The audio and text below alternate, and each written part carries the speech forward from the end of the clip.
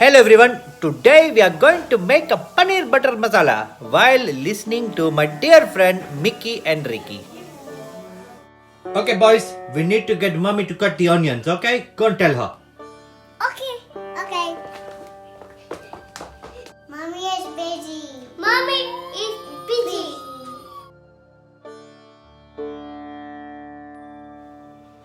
Okay, I have peeled the 10 onions. Hard job, has to be done.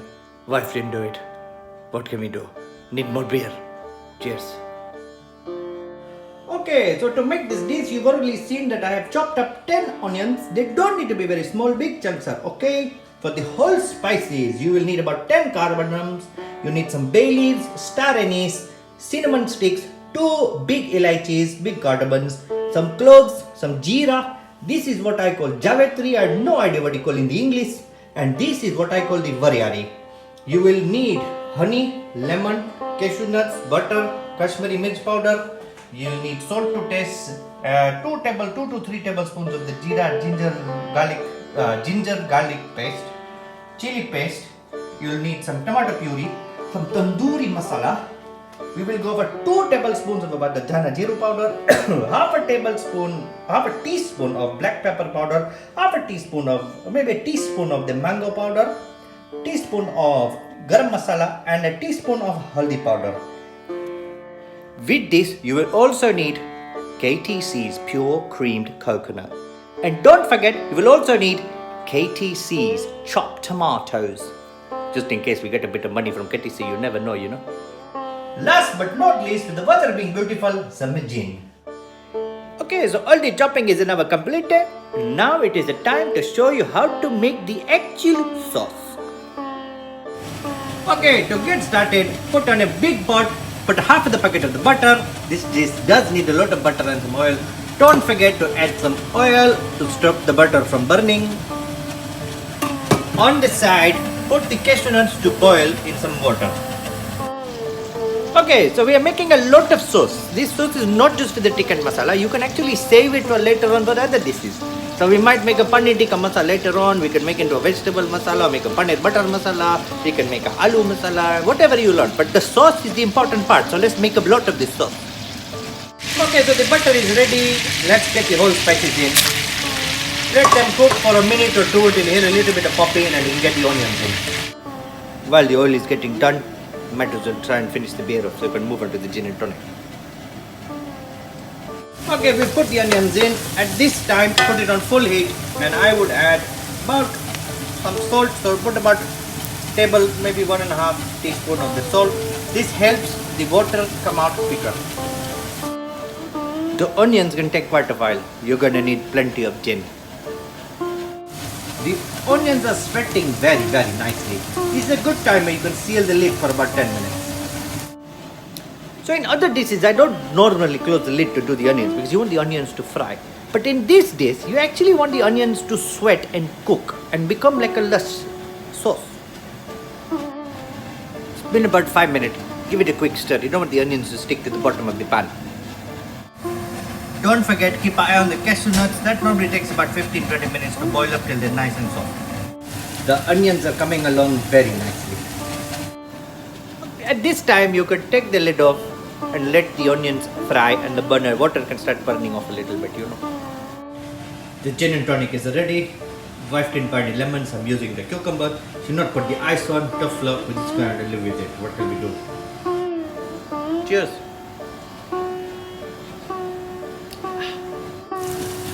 The onions are cooking very beautifully. At this time, I normally start taking all the crap out, where you don't need all the whole spices. Now they're done and dusted. Take them out to be ready for stage 2. The cashew nuts are now done. Take them off the stove, leave them aside, we'll blend them in a minute. Okay, the onions are nicely golden brown. Time to add in chili paste and ginger garlic. So we're going to add in 1 to 3 tablespoons. Give it a good mix. Put the temperature down a bit so that ginger garlic do not burn. As usual, cook the ginger garlic until the smell is gone. The raw smell, you know what I mean. Cheers. Okay, so I forgot to tell you about the two very important ingredients. One is a coriander. You want about a half handful of fresh coriander and a tablespoon of the kasturi methi. The roast smell is now gone. Perfect time to add in the fresh coriander and the tablespoon of kasturi methi.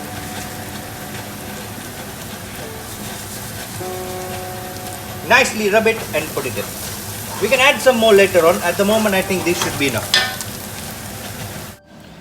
While the onions are cooking, it's a good time to get the cashew nuts blended. So put them into a nice blender and blend them into very fine paste. There you go. Okay, the paste is ready and we shall use this later on. Let's get back to the onions. Okay, so the onions are done beautifully. Time to add the dry masalas. So take the coriander powder and jeera powder mix, the black pepper powder, the mango powder, the garam masala and the haldi. Whack it in. Give it a good little stir. Put the temperature low. You don't want it all to burn.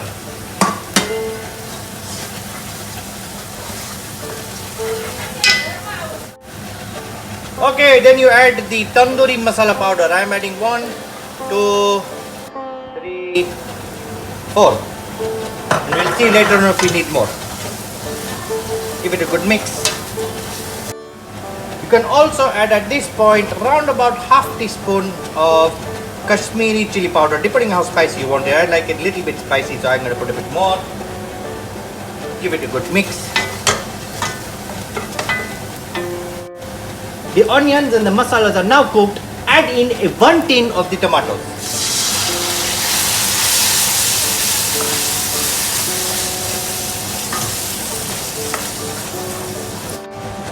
Also add in some tomato puree, around about tablespoon. Give it a good quick mix and see if we actually need to add any more tomatoes. Okay, I think 1 tin is enough. So let's just take a little bit of water, about half a can worth, put it in, let it mix up and cook. Okay, I've had a quick dry. It needs another half a can of KTC chopped tomatoes. Okay, the sauce is cooking very beautifully. At this time, we're going to add a little bit of honey to give it that touch of sweetness that we need. Round about a tablespoon, we'll add more later on. The sauce is cooking perfectly. You want it to start bubbling in a minute. Add a little bit more water so it's sort of this sort of consistency. Close the lid and leave it alone for about 10-15 minutes. In the meantime, have some gin. The sauce is coming along very nicely, very good, and not ready yet. Give it a little while, close the lid and let it sweat a bit more. Okay, so don't put it on the high heat, leave it on the low heat and it will simmer nicely and the bitterness and the sourness of the tomatoes will slowly go away and then we'll move on to step 2. In the meantime, carry on having your gin and tonic. Cheers. If it looks like the sauce is getting a little thick, add a half a cup of water. Don't worry, add it in. Make sure the sauce is still runny. The sauce is coming along beautifully. Perfect time. Let's add in the coconut cream. You want around about that much, say about 2 tablespoons, to give it that coconutty flavor, but not the sweetness. Alongside this, we are also going to add some of the cashew nut. So let's try and add in, I don't know, 5-6 tablespoons. Looks good. Give it a good mix. There you go. Looking very nice. Now you're going to need more later on. So it's best to leave it at this stage. Check it to make sure that the lemon is okay. Perfect. Actually, it needs a touch of honey still. So take another tablespoon. Let it be. So we're going to give this around about 10 minutes on medium to low heat again. Let it all blend all together. And then we're going to blend the whole thing with the blending stick to make the sauce very smooth. The sauce is now ready to be blended. Take it off the heat, let it cool down a bit. You will see it's a bit thick and it needs to be a bit thick. But once it is blended, you will see a little bit of different texture. While the sauce is cooling, have another gin tonic. This is the blending stick you should be using. There you go, and there you go. And give it a good blend to whatever smoothness you want it to. And the sauce is nicely blended. Should be a nice velvety finish. It's a little bit bitty, but yes, the sauce is now ready. Okay, I've tasted the sauce. From what I think it needs a touch more lemon. So I'm going to put a dash of lemon and I'm going to put a little bit more cashew nut to make it a bit more richer. And then we will move on to the next stage to make the actual dish. The additional items you will need to make this paneer butter masala is a packet of paneer chopped into small cubes, some dhania, some chopped, 1 clove chopped up garlic and more butter. So the additional masalas you would need on top of the order first step you already done is a pinch of garam masala, a pinch of elaichi powder and a little bit of tandoori masala. So in a pan put some butter and some oil, let it melt. Once it's melted, add in the garlic. The butter is done nicely. Take the garlic, put it in, let this cook for a little while and then we will add the paneer.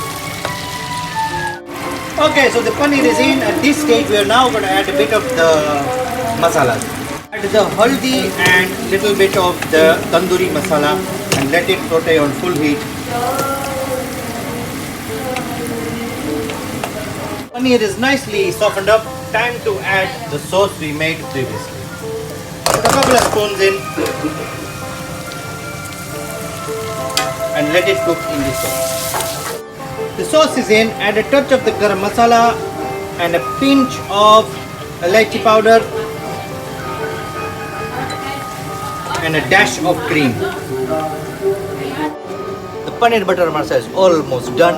The paneer is ready. The sauce is ready.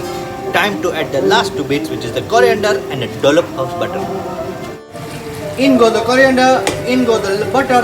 Last minute, give it a quick whirl, and we are ready to serve.